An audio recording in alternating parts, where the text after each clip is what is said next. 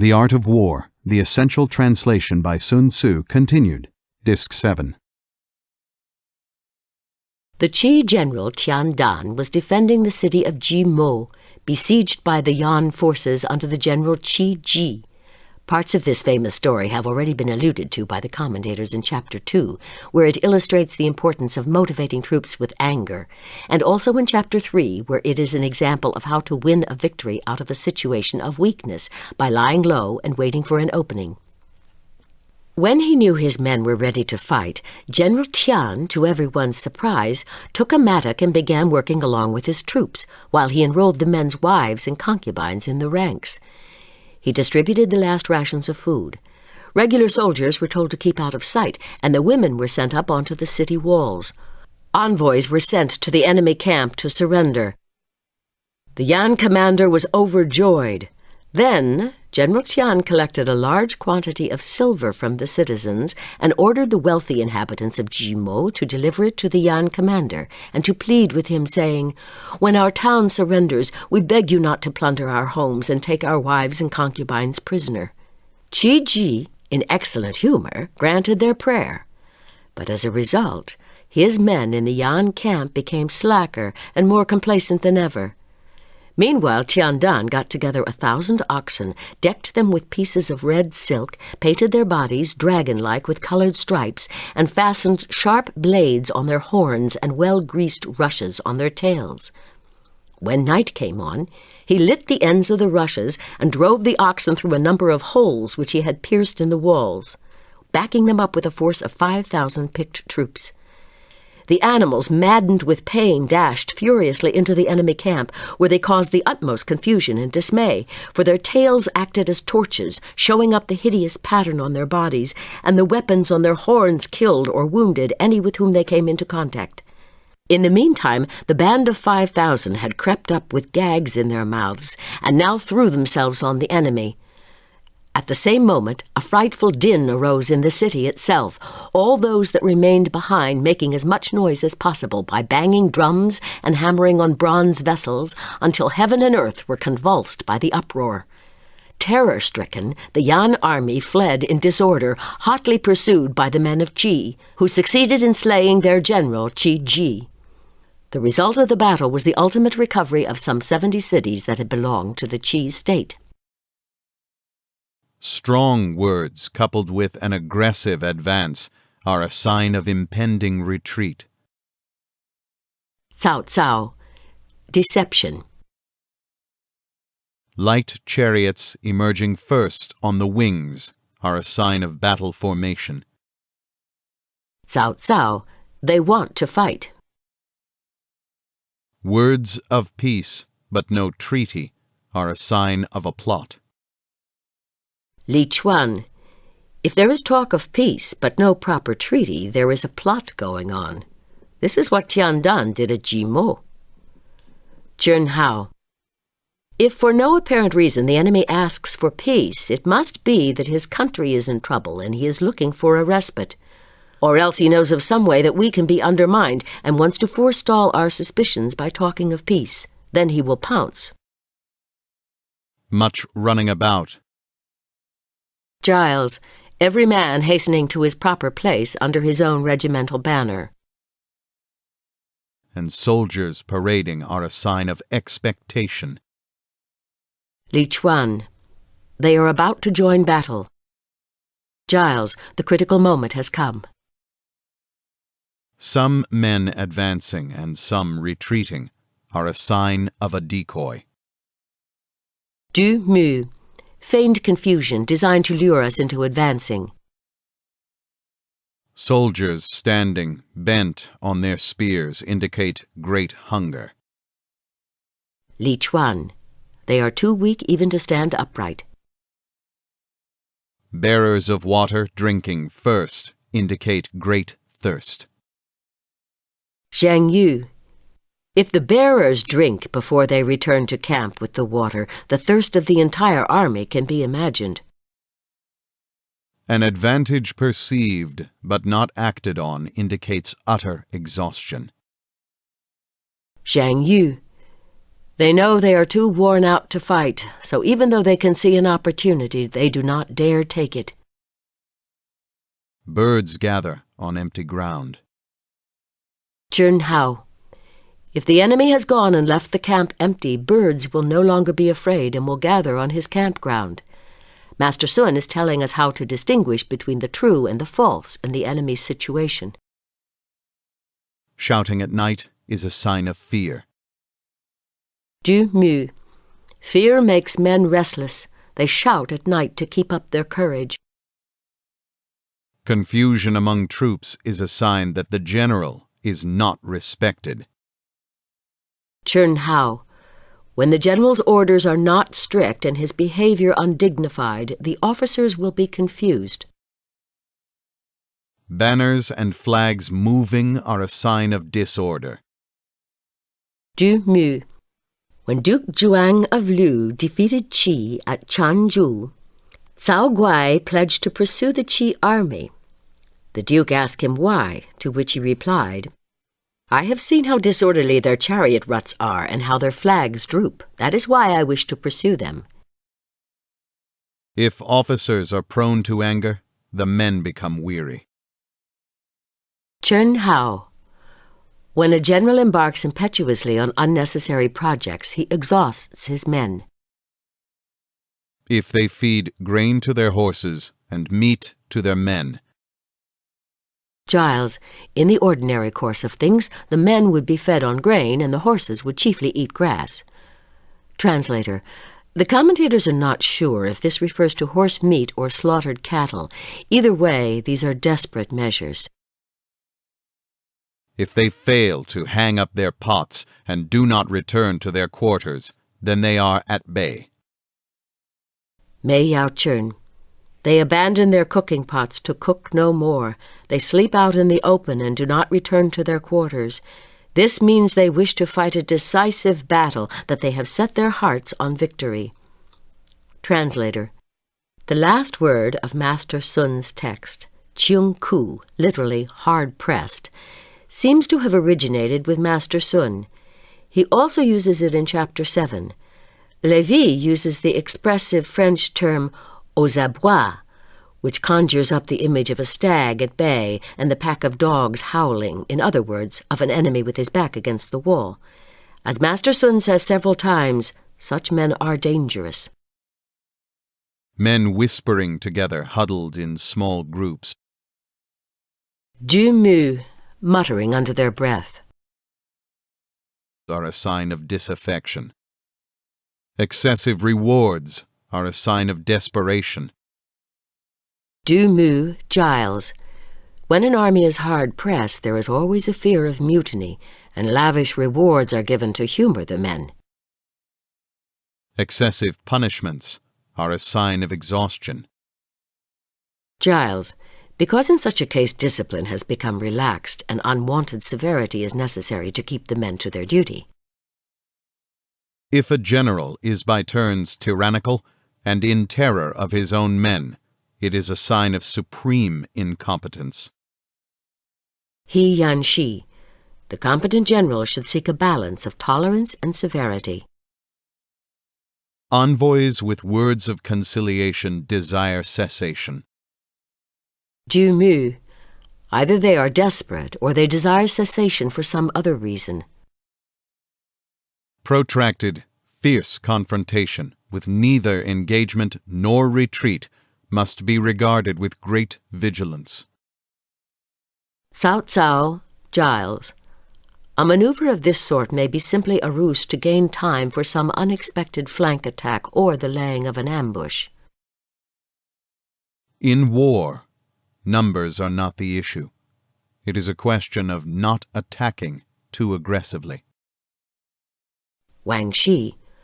Do not rely just on military force. Use planning, strategic wisdom, and accurate assessment of the enemy before acting. Translator. As Giles comments, this marks the beginning of the last section of the chapter, consisting of a, quote, few desultory remarks chiefly on the subject of discipline, unquote. Modern commentators have drawn the parallel with the American effort in Vietnam, where vastly superior resources were powerless against guerrilla warfare. Concentrate your strength, assess your enemy, and win the confidence of your men. That is enough. Rashly underestimate your enemy and you will surely be taken captive. Jern Hao, Giles. It is said in the Zor commentary, bees and scorpions carry poison. How much more so will a hostile state? Even a puny opponent should never be underestimated. Discipline troops before they are loyal, and they will be refractory and hard to put to good use. Let loyal troops go undisciplined, and they will be altogether useless. Cao Cao. Even if a cordial trust and empathy already exist, discipline is needed, or they will become arrogant and slack and hard to put to any good use. Command them with civility. Rally them with martial discipline. Wang Shi, Giles. In the words of Master Wu, the ideal commander unites culture, Wen, with a martial temper, Wu. The profession of arms requires a combination of hardness and tenderness. And you will win their confidence. Consistent and effective orders inspire obedience. Inconsistent and ineffective orders provoke disobedience. When orders are consistent and effective, general and troops enjoy mutual trust. Du Mu. In time of peace, a general ought to show sympathy and confidence toward his men and also make his authority respected, so that when they come face to face with the enemy, orders may be executed and discipline maintained, because they all trust and look up to him. Jiang Yu, Giles. The general has confidence in the men under his command, and the men have confidence in obeying him. Thus the trust is mutual. Master Wei Liao said, "The art of giving orders is not to rectify minor blunders and not to be swayed by petty doubts." Giles. Vacillation and fussiness are the surest means of sapping the confidence of an army. Chapter 10. Forms of Terrain. Zhang Yu. Once an army is on the march and crosses the border, it must examine the forms of terrain and on this basis create its path to victory. Hence this chapter follows on the march. Translator. The word xing, form, works very much in counterpoint with the word shi, which is used as the title for Chapter 5, and which I have often but not always translated as potential or dynamic energy. Xing itself has already been used as the title of Chapter 4 and recurs frequently in that chapter, and in Chapter 6, referring to the outward forms or dispositions of an army from which one can learn much as to that army's underlying strength or weakness. Here the word is being used in conjunction with earth or terrain. The latent energy of the earth finds manifestation in recognizable, that is, visible forms, patterns, or configurations. In feng shui, certain shapes of mountains and watercourses.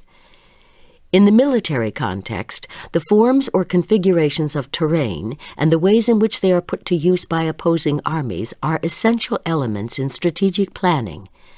This goes right back to Chapter 1, where earth is the third fundamental after the Tao and heaven.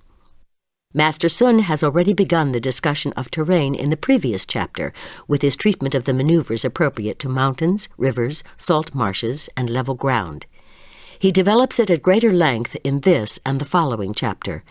But in addition to discussing matters of terrain, he also addresses a number of detailed and practical issues of generalship. Master Sun said, "There are different forms of terrain. Accessible terrain, Mei Yao Chern, Giles. Terrain plentifully provided with roads and other means of communication. entangling terrain, Mei Yao Chern, Giles. Like a net in which one can easily become entangled. Translator. Wu, 1990, page 170, quotes the Qing Dynasty commentator Zhao Benshui, The terrain before you slopes downward and is easy-going, but on the way back, the slope is against you. Lévy just calls it scabreux, meaning rugged or rough. Griffith has entrapping. Deadlock terrain. Mei Yao Chern, terrain where both sides procrastinate. Translator, Lévy, neutralisant, Griffith, indecisive, Ames, standoff. Enclosed terrain. Mei Yao Chern, two mountains enclosing a valley. Precipitous terrain. Mei Yao Chern, mountains and rivers, foothills and ridges. Distant terrain. Mei Yao Chern, flat country on which two armies or camps are widely separated. Translator, about this sixfold classification, Giles is rather scornful. Quote, "It is hardly necessary to point out the faultiness of this classification. A strange lack of logical perception is shown in the Chinaman's unquestioning acceptance of glaring cross-divisions such as the above." End quote. Later he writes, "Of the foregoing 6 forms of terrain, it will be noticed that the third, deadlock, and 6th, distant, have really no reference to the configuration of the country, and that only the 4th, enclosed, and 5th, precipitous, can be said to convey any definite geographic idea." Lévy occasionally uses the term théâtre instead of terrain, terre, or lieu. Accessible means that both sides can come and go freely. On accessible terrain, he who occupies high yang ground and ensures his line of supplies will fight to advantage. Jia Lin, Du Yo. Do not allow the enemy to cut your line of supplies and communications. Giles. Du Mu, who was not a soldier and can hardly have had any practical experience of fighting, goes into more detail and speaks of protecting the line of communications by a wall or enclosing it by embankments on each side. In view of Napoleon's dictum, "The secret of war lies in the communications," Pensée de Napoléon Ier, number 47, we could wish that Master Sun had done more than skirt the edge of this important subject here and in chapters 1 and 7. Colonel Henderson says, "The line of supply may be said to be as vital to the existence of an army as the heart to the life of a human being. Just as the duelist who finds his adversary's point menacing him with certain death, and his own guard astray is compelled to conform to his adversary's movements and to content himself with warding off his thrusts, so the commander whose communications are suddenly threatened finds himself in a false position, and he will be fortunate if he has not to change all his plans, to split up his force into more or less isolated detachments, and to fight with inferior numbers on ground which he has not had time to prepare, and where defeat will not be an ordinary failure, but will entail the ruin or the surrender of his whole army." The Science of War, Chapter 2. Translator. High Yang ground and the Yang heights both refer to elevated, south-facing, sunny positions. Entangling means that advance is possible, withdrawal hard. On entangling terrain, if the enemy is unprepared, go out and defeat him. But if he is prepared and our move fails, it will be hard to retreat. The outcome will not be to our advantage. Zhang Yu. If you examine the enemy's situation carefully and ascertain that he is unprepared, then you can make a single move and defeat him. But if he is at all prepared and you make a move that fails, you will be unable to take a stand and fight, and at the same time you will have no escape route. Deadlock means that neither side finds it advantageous to make a move. Du Yo. Neither side finds it advantageous to move, and the situation remains deadlocked. On deadlock terrain, even if our enemy offers a bait, we do not make a move. We lure him out. We retreat. And when half his troops are out, that is our moment to strike. Wang Shi. The enemy refuses to make a move, set up some cunning ambush, and pretend to retreat. Play a trick on him and oblige him to advance toward you. Zhang Yu.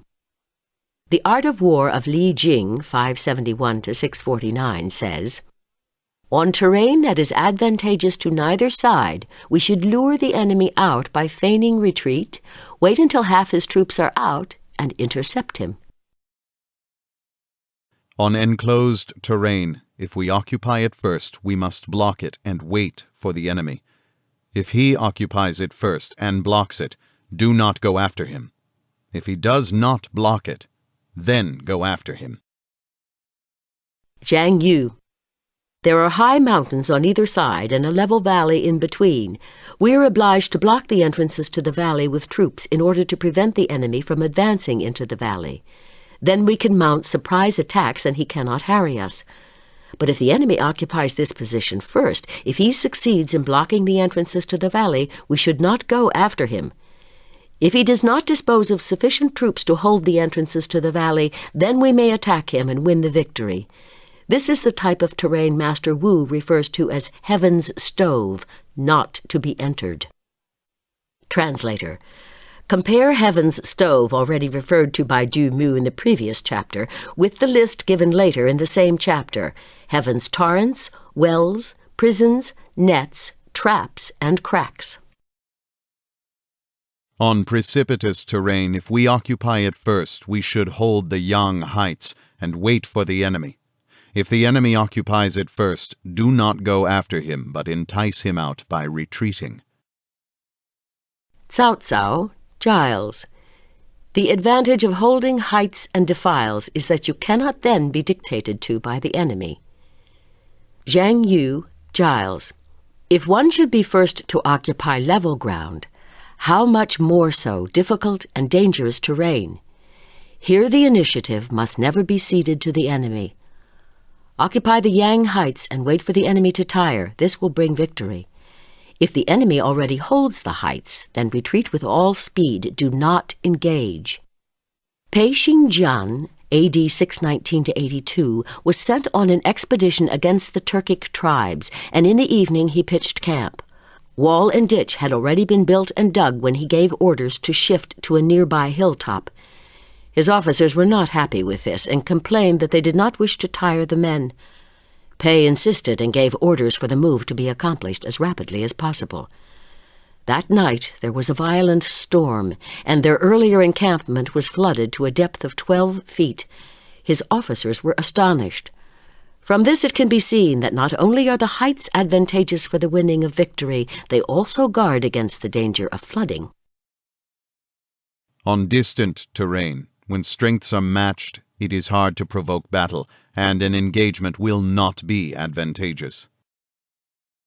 When the two encampments are a distance apart and the two armies evenly matched, we should remain where we are. We should let the enemy make the move and not seek a battle. Mei Yao Chern.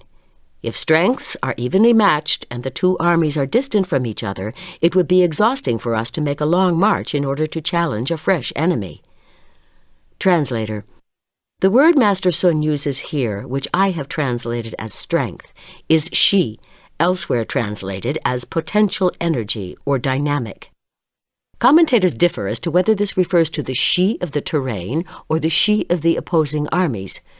The main point is, as Giles says, that we must not think of undertaking a long and wearisome march at the end of which we should be exhausted and our adversary fresh and keen.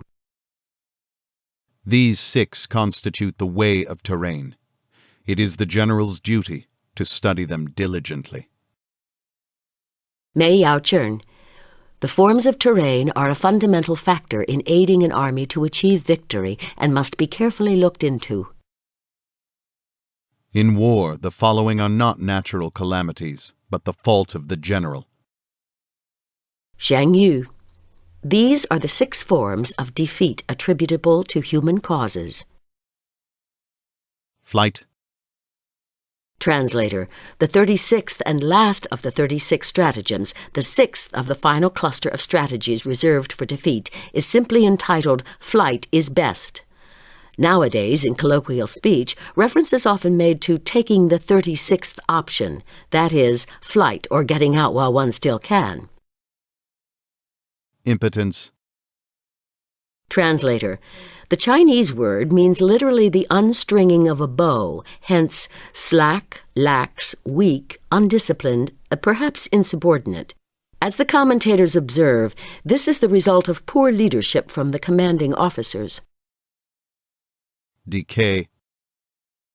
Translator. The Chinese word xian means a sinking or miring in such things as a bog or quicksands, or decadence or vice. Here it refers to the decay or collapse of morale among the lower ranks. Collapse, chaos, rout. If relative strengths are matched, Mei Yao Chern, other than in numbers. Zhang Yu. This strength refers to the bravery and intelligence of the commanders and the keenness of their weapons. Translator. Again, strength here is shi, the underlying potential strength or dynamic. but one army faces another 10 times its size. The outcome is flight. Cao Cao. The general has incorrectly assessed troop strengths. Li Chuan. Nonetheless, with the advantage of terrain and with the help of a stratagem such as a surprise attack or an ambush, it may still be possible to avoid flight. Wang Shi. Flee before engaging battle. When troops are strong, but officers weak, the result is impotence. Du Mu. When the rank and file are haughty and their commanding officers ineffectual and incapable of leadership, the result is a general state of decay and impotence. At the beginning of the Changqing era of our present, that is Tang Dynasty, A.D. 821, Tianbu was sent to lead an army against Wang Tin-Tzu. But his soldiers treated him with total contempt and gallivanted about the campgrounds riding on donkeys in the thousands. Tianbu could not control them.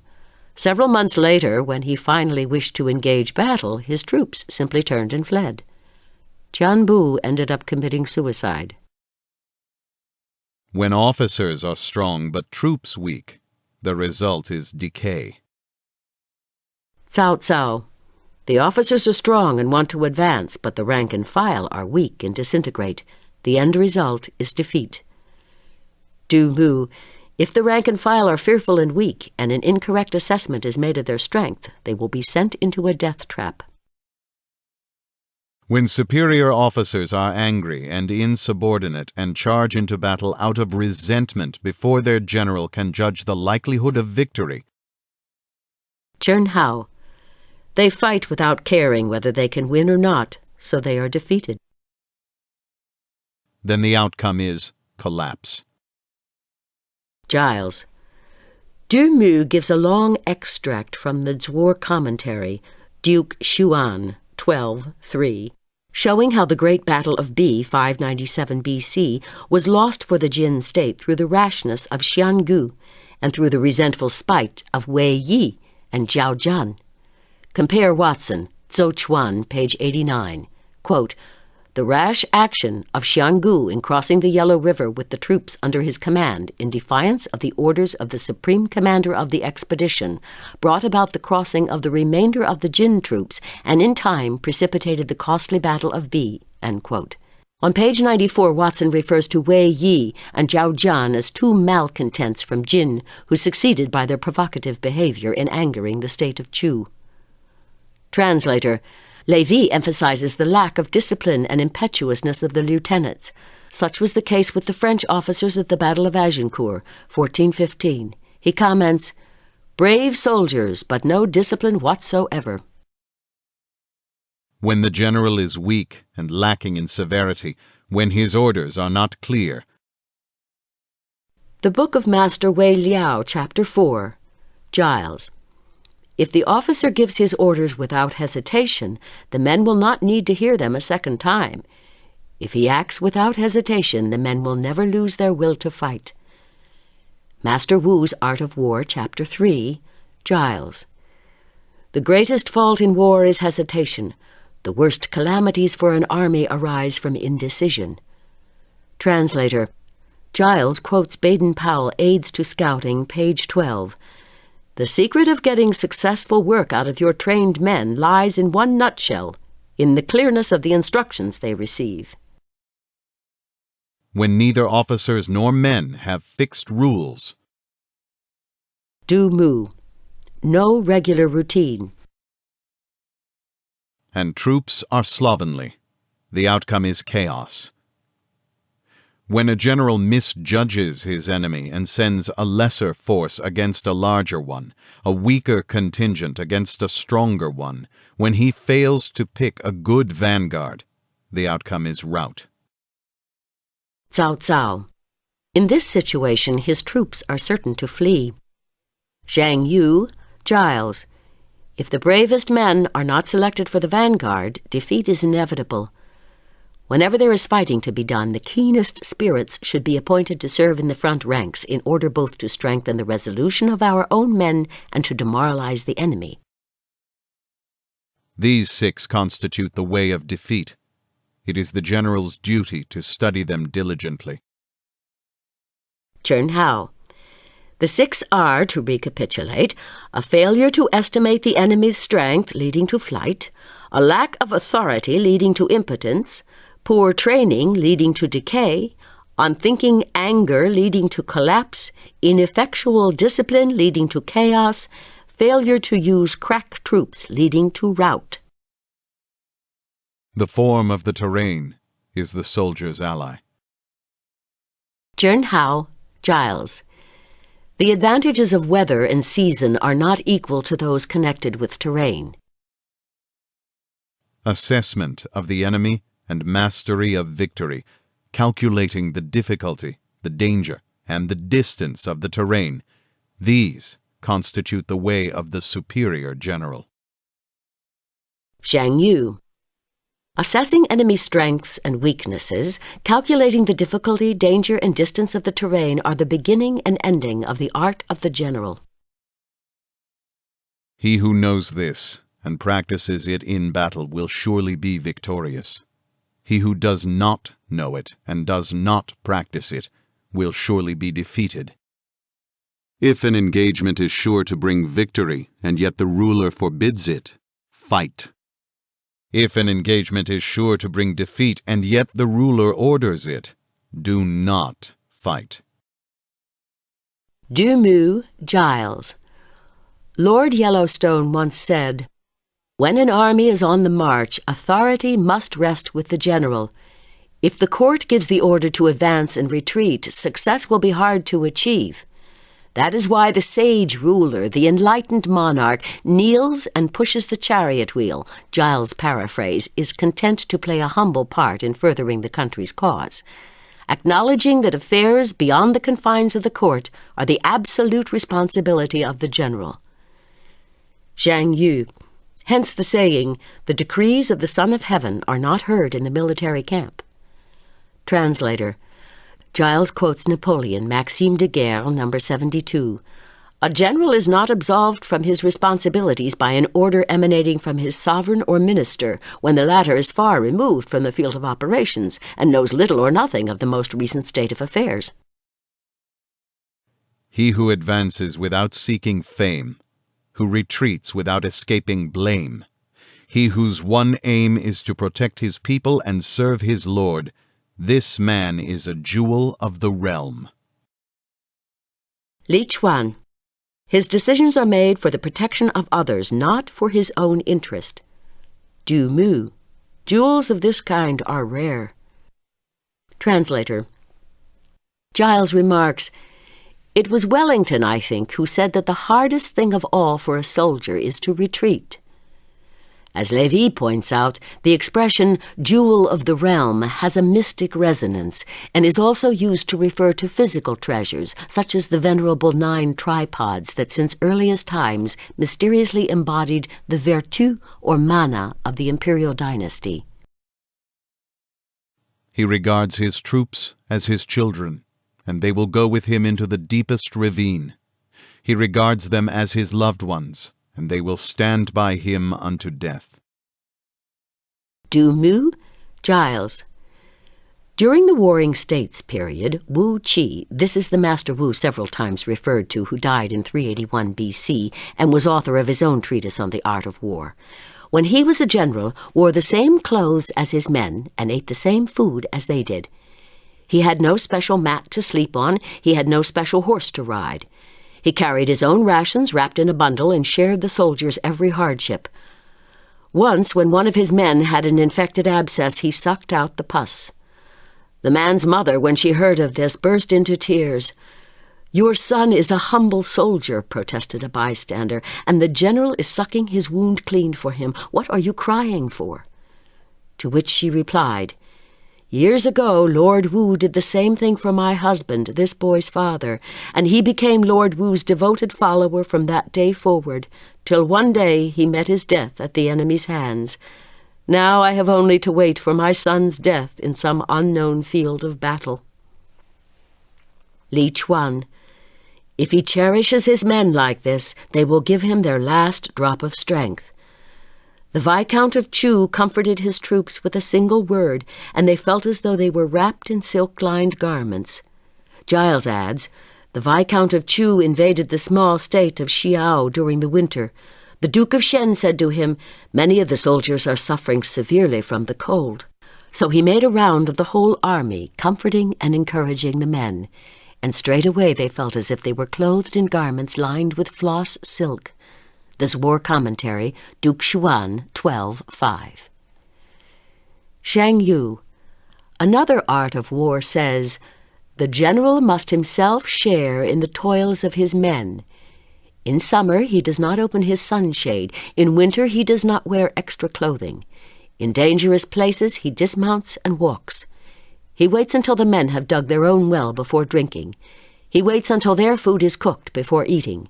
He waits until their encampment is finished before seeing to his own quarters.'" If he is generous but cannot command, if he is affectionate but cannot give orders, if he is chaotic and cannot keep order, then his men will be like spoiled children and useless. Du Mu, Giles. "It is written in the classic of the Yin Talisman, 'Harm comes from kindness.' Duke Li wrote, 'Those who fear me will not fear the enemy. Those who fear the enemy do not fear me.'" Zhang Yu, "The skillful general is both loved and feared. That is all." Giles. Du Mu recalls an instance recorded at full length in the Chronicle of the Three Kingdoms, chapter 54, of stern military discipline which occurred in AD 219, when Liu Meng was occupying the town of Jiangling. He had given stringent orders to his army not to molest the inhabitants, nor to take anything from them by force. Nevertheless, a certain officer serving under his banner, who happened to be a fellow townsman, ventured to appropriate a bamboo hat belonging to one of the people in order to wear it over his regulation helmet, as a protection against the rain. Liu Meng considered that the fact of his being also a native of Runnan should not be allowed to palliate a clear breach of discipline, and accordingly he ordered his summary execution, the tears rolling down his face, however, as he did so. This act of severity filled the army with wholesome awe, and from that time forth, even articles dropped in the highway were not picked up. If we know that our own troops are capable of attacking but fail to see that the enemy is not vulnerable, we have only half of victory. Mei Yao Chun, "We know self, but not other. Victory is possible, but by no means sure." If we know that the enemy is vulnerable but fail to see that our own troops are incapable of attacking, we have only half of victory. Mei Yao Chun, "We know other, but not self. Victory is possible, but by no means sure." If we know that the enemy is vulnerable and know that our own troops are capable of attacking but fail to see that the terrain is unfit for attack, we still have only half of victory. Mei Yao Chun, "We know self and other, but not terrain. Defeat is still possible." The wise warrior, when he moves, is never confused. When he acts, is never at a loss. Du mu. Before any movement or action, victory and defeat are already determined, so he cannot be confused or at a loss. Zhang yu. He never makes a move recklessly, and so when he does move, he makes no mistakes. He never acts lightly, and so when he does act, he is never at a loss. So it is said, know the enemy, know yourself, and victory is never in doubt, not in 100 battles. Translator. The identical saying has already occurred in Chapter 3. Know heaven, know earth, and your victory is complete. Li Chuan, Giles. Know these 3 things, the affairs of man, the seasons of heaven, and the advantages of earth, and victory will always be yours. Chapter 11. The 9 Kinds of Ground. Wang Shi. These are the 9 types of military ground with their advantages and disadvantages. Zhang yu. There are 9 essential dynamics or potential energies, Shi, of ground or terrain in war. Here the underlying dynamics of ground are discussed, which follows naturally from the previous chapter on its forms. Giles. One would like to distinguish the 9 kinds of ground from the 6 forms of terrain of Chapter 10 by saying that the 6 forms refer to the natural formation or geographical features of the country, while the 9 kinds have more to do with the condition of the army, being situations as opposed to grounds. But it is soon found impossible to carry out the distinction. Both are cross-divisions, for in Chapter 10 we have deadlock terrain, a situational category, side by side with enclosed terrain, a geographical category, while in the present chapter there is even greater confusion. Translator. Perhaps the writer wanted there to be 9 kinds of ground, just as there are 9 astrological mansions in the sky, but nothing is very well worked out.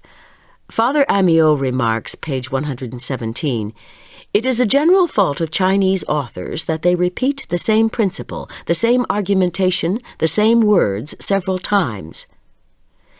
As other commentators and translators have pointed out, this particular chapter is long, disorganized, and repetitive, and it shows signs of having been put together from disparate fragments, possibly jumbled bamboo strips, as indeed does much of the art of war. Despite this, I have stayed with the accepted text. Master Sun said, in war there are 9 kinds of ground: scattering ground, light ground, strategic ground, open ground, crossroad ground, heavy ground, intractable ground, enclosed ground, death ground. When the feudal lords fight on home territory, that is scattering ground. Cao Cao. Officers and men long for home, and home is close at hand. They scatter easily. Giles.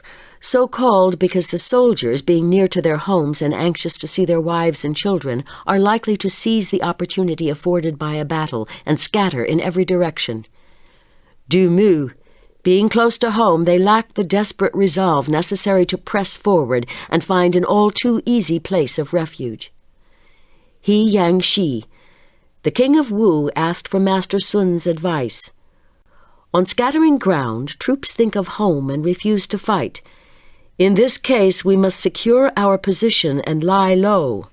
But suppose the enemy attacks some of our small towns, plunders our countryside, prevents us from gathering firewood, cuts our lines of communication, and waits for a moment of weakness to attack us. What should we do then? Master Sun replied, "The enemy has penetrated our territory deeply. He already has many of our towns behind his lines. His officers and men think of their army as their family. They are resolved to fight. Whereas our own men are stationed at home, they are too close to home comforts and to their kin. If they form ranks, they do so without conviction. If they fight without the will to win. We must gather men together in large numbers, stock grain, fodder, and silk, fortify towns and control strategic positions, and meanwhile send out parties of light troops to cut off the enemy's supply lines. When the enemy fails to provoke us, when their supplies fail to arrive, when there is nothing left for them to plunder in the countryside, and their men begin to grow weary and hungry, then we can lure them out and defeat them. If we are to engage them in the open, then we must have a favorable dynamic working for us. We must hold some strategic pass and lay an ambush. Otherwise, we must hide in the mists and darkness and take them unawares, catch them in a slack moment. There lies the path to victory. Translator. This passage is one of 9 extracts from the questions and answers of King He Liu of Wu and Master Sun, quoted at length by the Sung Dynasty commentator He Yanxi, and also present in the earlier encyclopedic work Tun Diang by the Tang scholar Du You. Under each of the 9 categories of ground, see Li Ling, 1997, pages 182 to 87, and Ames, 1993, pages 199 to 223. Fragments of such questions and answers have also been found among the excavated bamboo strips, and they seem to be an interesting example of an early warring state's art of war accretion, an illuminating and relatively simple expansion of the often gnomic sentences of the core text. Similar explanatory accretions, commentaries, and wings became attached at an early stage to other Chinese classics, including that other great gnomic text, the Book of Changes. When an army enters enemy territory but not deeply, that is light ground. Du Mu, Giles. When an army crosses a border, boats and bridges must be burned to demonstrate to the men that no one is hankering after home. He Yanxi. The king of Wu asked for Master Sun's advice. We have arrived on light ground. We have just entered enemy territory, and our officers and men still hanker after home. It is hard to advance and easy to retreat. We have no strong terrain behind us, such as a pass or other commanding height, and our men are easily afraid. The commanding general wants to press on, but his officers and men want to retreat. Thus, upper and lower ranks are not of one mind. The enemy, meanwhile, has fortified his cities, has arrayed his troops in good order, and either confronts us or attacks our rear. What should we do? Master Sun replied, When troops first arrive in enemy territory, the officers and men are not yet focused on penetrating the terrain. They are not primed for battle. We must not go too close to the enemy's main cities. We must not use his main thoroughfares. Instead, we must present an air of trepidation and hesitation, give the impression of being about to retreat. Meanwhile, select a crack cavalry detachment, send them on ahead secretly, and make off with the enemy's horses and livestock. The rank and file, seeing the success of this advance, will lose their fear. We must then select some of our best foot soldiers and set them in a secret ambush. If the enemy comes, we must attack them without hesitation. If they do not come, they can withdraw without doing battle. Master Sun added, On light ground, such as you have described, we should select some of our bravest men and set an ambush on an important thoroughfare. Then, when we retreat, the enemy will pursue us, and we can attack them. When the ground offers advantage to either side, that is strategic ground. Translator. Literally, ground worth struggling for. Zheng. Cao Cao, Giles. Ground on which the few and the weak can defeat the many and the strong. Li Chuan. A key position, such as the neck of a pass. Whoever occupies it first will have the victory. Du Mu, Giles. Contestable or strategically important ground. Failure to occupy such a strategic position can lead to disaster, as in the case of the army of Liu Guang, when it returned from its triumphant western expedition to Turkestan, AD 385. It was the failure of his would-be opponents to seize control of either one of 2 strategic passes that enabled Liu to defeat them. Giles. Thermopylae was strategic ground because the possession of it, even for a few days only, meant holding the entire invading army in check and thus gaining invaluable time. Cf. Master Wu's Art of War, Chapter 5. For those who have to fight in the ratio of 1 to 10, there is nothing better than a narrow pass. He Yanxi. The king of Wu asked for Master Sun's advice. Suppose the enemy arrives first and holds and defends key positions. Suppose he deploys lightly armed and well-trained troops both offensively and defensively and is prepared for any surprise maneuver from our side. What should we do? Master Sun replied, with strategic ground, it is of paramount advantage to be the first to occupy it. If the enemy has indeed already done this, be cautious. Avoid attacking him. Lure him out by feigning retreat. Raise the standards, sound the drums, and make as if towards some place that he greatly cherishes. Drag firewood along the ground and create a cloud of dust. Confuse his eyes and ears. Select some of your best men and lay a secret ambush, and he will be obliged to come to the rescue. Whatever he desires, give him. Whatever he abandons, take. This is how to deal with an enemy who has occupied a strategic position first. If, on the other hand, we are there first, and he uses this same strategy against us, then we should select some of our finest troops to defend the position and simultaneously pursue the enemy with light troops and lay ambushes in defiles and on precipitous terrain. When the enemy engages with us in combat, the ambush will arise on both sides and we will have total victory. When each side can come and go freely, that is open ground. Cao Cao. Ground covered with a network of roads. Giles like a chessboard. Du Mu. Level, extensive, well-watered ground in which one can come and go, suitable for battle and for building fortifications. He Yanxi. The king of Wu asked for Master Sun's advice. I know that on open ground we should cut off the enemy's lines and make it impossible for him to move. We should complete our frontier fortifications, destroy his lines of communication, and secure passes and strategic heights.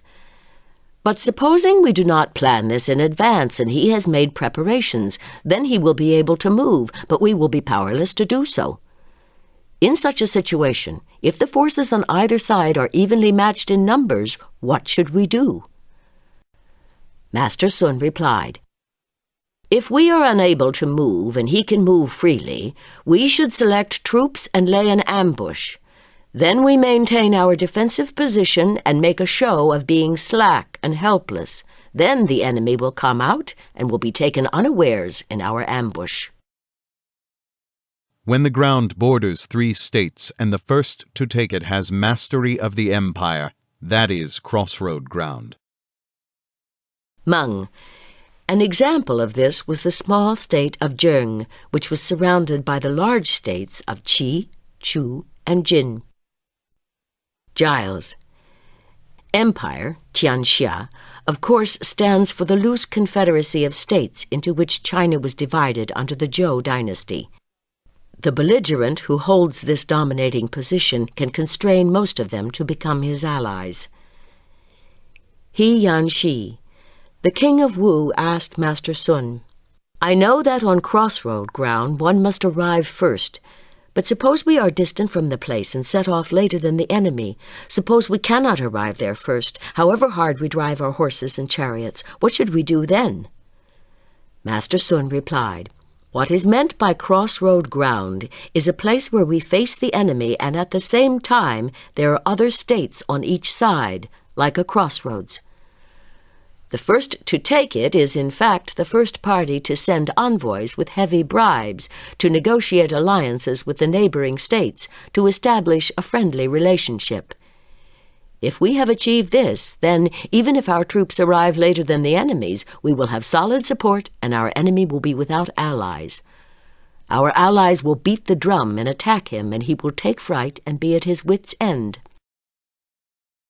When an army enters enemy territory deeply and holds several fortified towns in its rear, that is heavy ground. Sun-Tzu, ground that is difficult to retreat from. Wang Shi, when an invading army has reached such a point, its situation is serious, heavy. Li Chuan, in such a situation the resolve is firm, as when the great Qin general Bo Qi died 257 BC, invaded Chu 278 BC, and when Yu Yi, minister of the state of Wei, invaded Qi 284 BC. These were both cases of being on heavy ground. He Yanxi, the king of Wu, asked for Master Sun's advice. Suppose we have led our troops deep into enemy territory and our lines of supply have been broken. Even if we want to, our situation is such that we cannot retreat. What must we do to nourish ourselves on the enemy and not face defeat? Master Sun replied, on heavy ground, officers and men are courageous, and even if supplies are cut off, they can resort to pillage. Booty acquired by inferior ranks should be collected by the commanding officers. Those who have acquired most should be well rewarded. In this way, the men will not think of retreating, and if they do show signs of weakening, they must be forbidden to have such thoughts. Meanwhile, build deep moats and strong fortifications, demonstrate the intention of a long stay. If the enemy, under cover of opening up the roads, tries to destroy our lines of communication, send out fast, light chariots and bait him with the offer of cattle and horses. If he comes out, then beat the drums and follow him. Meanwhile, lay an ambush and at the time designated fall on him from both sides. He will surely be defeated. When an army travels through mountains and forests, cliffs and crags, marshes and fens, hard roads, these are intractable ground. Sun-Tzu, they contain little that is solid. Jia Lin, this is ground that has been ruined by the passage of water. Mei Yao Chern, such ground is hard to traverse, let alone fight on. He Yanxi, the king of Wu asked for Master Sun's advice. Suppose we are on intractable ground, among mountains and rivers, cliffs and crags, on hard roads, our men exhausted after a long march. Suppose the enemy is up ahead, has set ambushes behind us, is encamped to our left, and has taken up positions to our right. His finest chariots and cavalry hold the pass against us. What are we to do then? Master Sun replied, send the light chariots 3 or 4 miles ahead of the main body of your troops. They are to lie in wait for the enemy, observe him in the pass, dividing into a left and a right detachment. Your commanding general, meanwhile, keeps a close eye on all directions and chooses an empty moment, a moment of weakness on the part of the enemy, to strike. The various divisions then all come together and continue to harry the enemy until he is exhausted. Ground reached through narrow gorges, retreated from by twisting paths where a smaller force of theirs can strike our larger one. That is enclosed ground. Li Chuan, action and movement are hard. Du Mu, here both arrival and departure are difficult, but it is easy to lay ambushes and one can be utterly defeated. He Yanxi, the king of Wu asked for Master Sun's advice. Suppose we are on enclosed ground, with a powerful foe ahead of us and dangerous passes behind. The enemy has cut our supply lines and is trying to provoke us into flight. Meanwhile, he beats his drums and makes a loud noise without actually advancing in order to observe our resources for battle. What should we do then? Master Sun replied, on enclosed ground, close the passes to show that there is no way out. Then the army must become the family. All minds must be as one and all strengths united. For several days, extinguish fires so that there is no sign of smoke. This presents the outer form of utter chaos and weakness. The enemy, seeing this, will scoff at us, will slacken and lower his state of preparedness. Then we boost our own troops' morale. We stir up their resolve, lay ambushes with our crack troops in the defiles and ravines on each side, and break out our main force with much beating of drums. If the enemy opposes us, we will attack with all our might, assaulting him from front, rear, and sides." The king asked again, "Suppose the enemy comes upon us on enclosed ground, and himself lays ambushes and develops cunning schemes, lures us, perplexes us with much waving of flags and noise and confusion, so that we do not know which direction he is going in. What then?"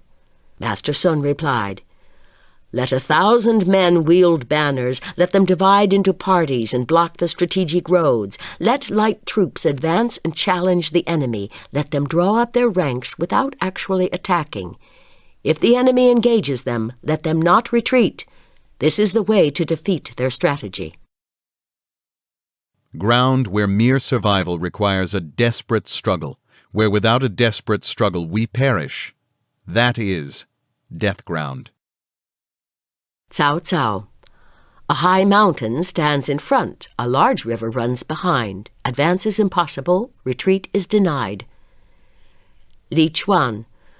Blocked by mountains to the front and rivers to the rear, with supplies exhausted.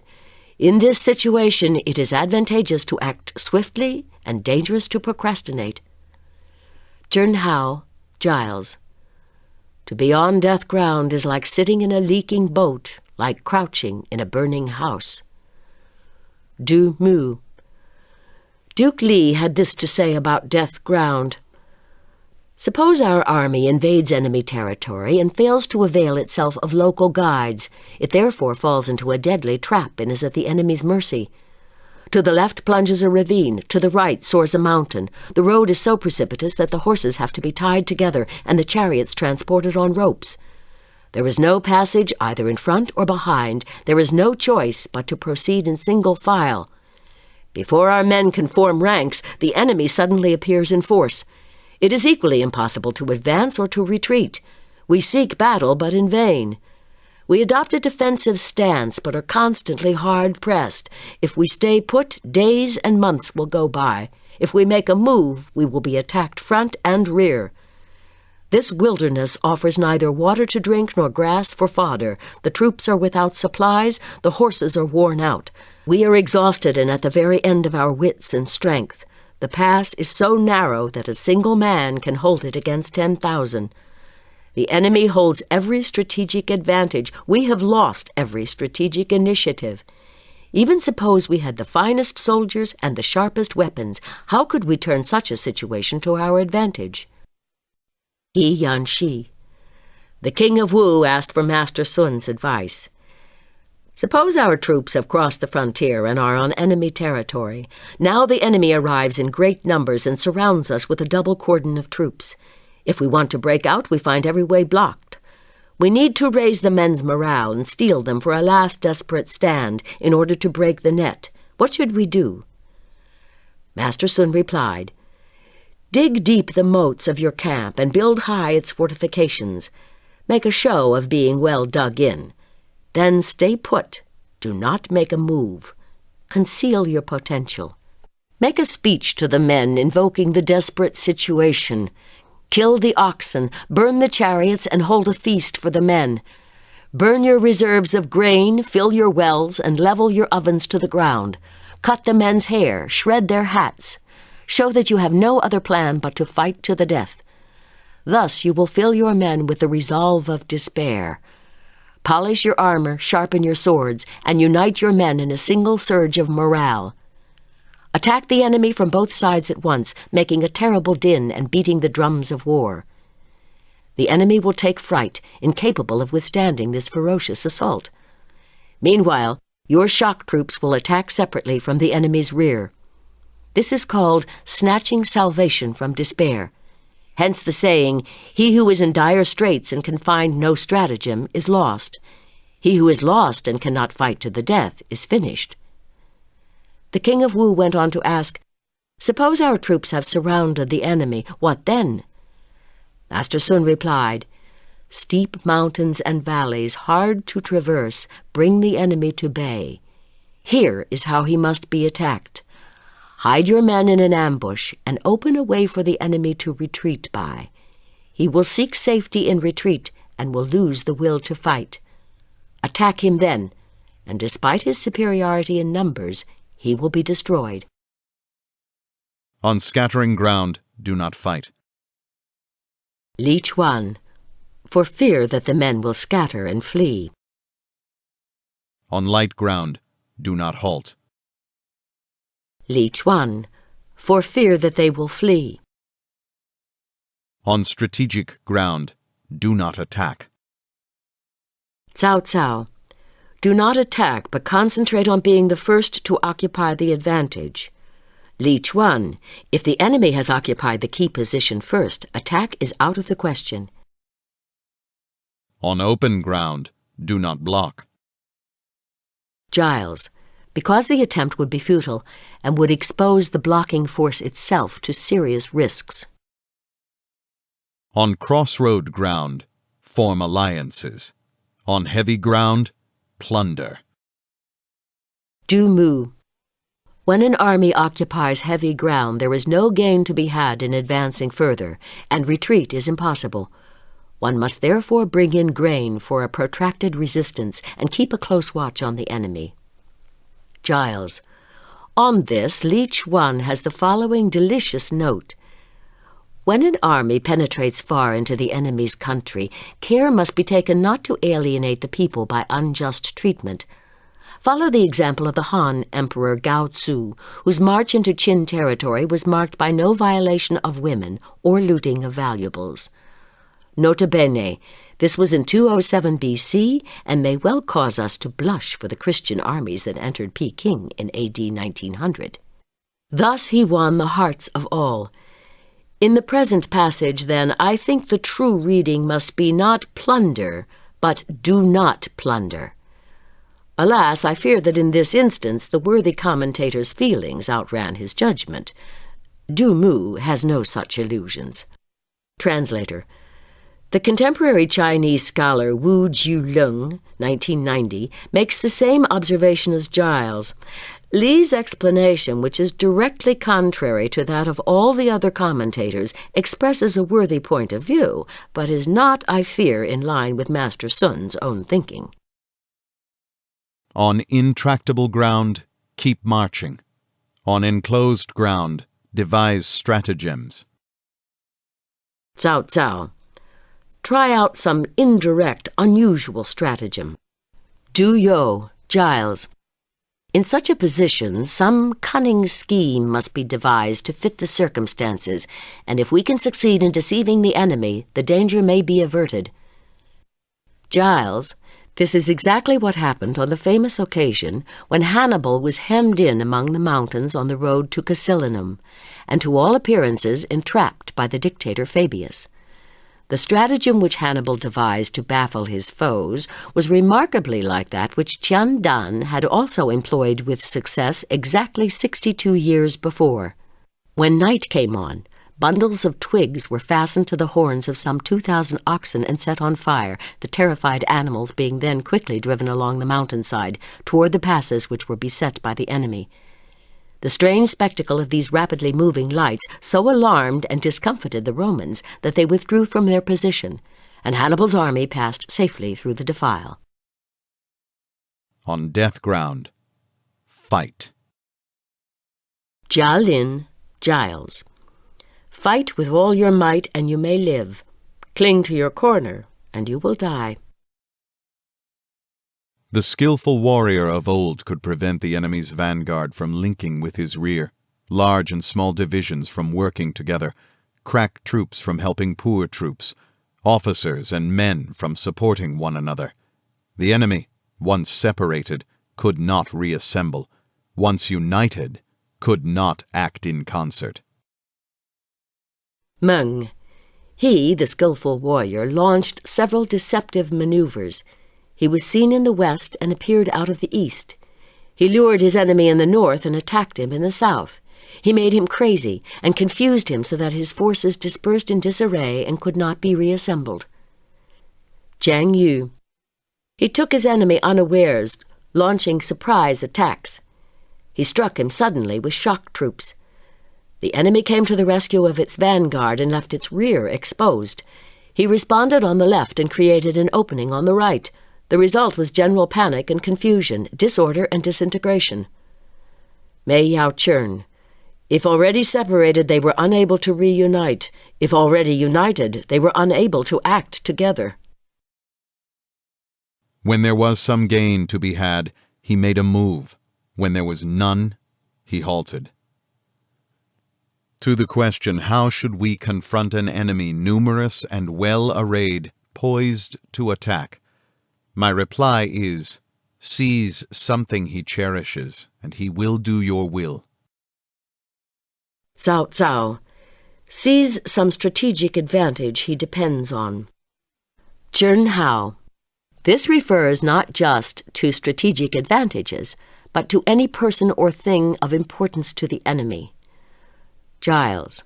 By boldly seizing the initiative in this way, you at once throw the other side on the defensive. Translator. Julian puts this well, page 166. Instead of accepting a direct engagement with the enemy, which would be dangerous in these circumstances, one must begin by destructuring him, disconcerting him, destabilizing him. Speed is the essence of war. Exploit the enemy's unpreparedness. Attack him unawares. Take an unexpected route. Du mu. This is the essence of war, to exploit the enemy's weakness. To attack the enemy unawares, taking an unexpected route, is a profound truth of war and the secret of the general's art. He Yan Shi.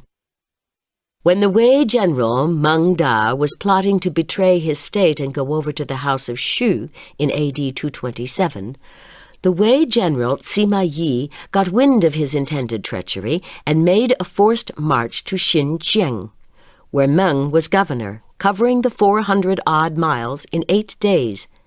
In taking this decision, he ignored the advice of his officers, who thought it more prudent to investigate the matter carefully first. Meng is a man of no principles, said Sima, and we should deal with him at once while he is still hesitating.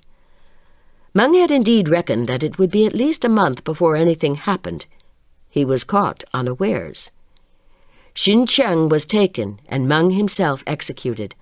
A second example of the efficacy of speed is that of the great Tang general Duke Li Jing, when he put down the rebel Xiao Xian in Hubei. He set off from Sichuan and sailed down the Yangtze gorges, taking Xiao completely by surprise. In war, said Duke Li in his own Art of War, speed is of the essence. The way of invasion is this. Deep penetration brings cohesion. Your enemy will not prevail. Plunder fertile country to nourish your men. Cherish your troops. Wang Shi, Giles. Fuss over them, humor them, give them plenty of food and drink, and look after them generally. Do not wear them out. Nurture your energy. Concentrate it. Du mu. If your energy is whole and your strength abundant, victory will be yours from the very outset. Exploit changing circumstances and keep your plans dark and inscrutable. Chern Hao, Giles. In 224 B.C., Wang Jian, the famous general whose military genius contributed largely to the success of the first emperor of Qin, had invaded the state of Chu, where a universal levy was made to oppose him. But being doubtful of the temper of his troops, he declined all invitations to fight and remained strictly on the defensive. Day after day, Wang kept inside his walls and would not come out, but devoted all his time and energy to winning the affection and confidence of his men. He took care that they should be well fed, sharing his own meals with them. He provided facilities for bathing and employed every method of judicious indulgence to weld them into a loyal and homogeneous body. After some time had elapsed, he told certain persons to find out how the men were amusing themselves. The answer was that they were contending with one another in putting the weight and long jumping. When Wang Jian heard that they were engaged in these athletic pursuits, he knew that their spirits had been raised to the required pitch and that they were now ready for fighting. By this time, the Chu army, after repeating their challenge again and again, had marched away eastwards in disgust. The Qin general immediately struck camp and followed them, and in the battle that ensued, they were routed with great slaughter. Shortly afterward, the whole of Chu was conquered by Qin, and the Chu king was led into captivity. Move your men about. Giles, in order that the enemy may never know exactly where you are. Devise stratagems that cannot be fathomed. Throw your men where there is no escape, and they will die rather than flee. Men who have faced death can achieve anything. Jiang Yu, Giles. Master Wei Liao said, "Supposing one man were to run amok with a sword in the marketplace, and everybody else tried to get out of his way, it would not be that this man alone had courage and that all the rest were cowards. The truth is, a desperado, literally a man who must die, will always defeat a man who still sets some value on his life, literally a man who must live." They will give their last drop of strength, officers and men alike. Troops in desperate straits know no fear. Where there is no escape, they stand firm. When they have entered deep, they persist. When they see no hope, they fight. Li Chuan, to the death. They are alert without needing discipline. They act without needing instructions. They are devoted without needing a compact. They are loyal without needing orders. Forbid the consulting of omens.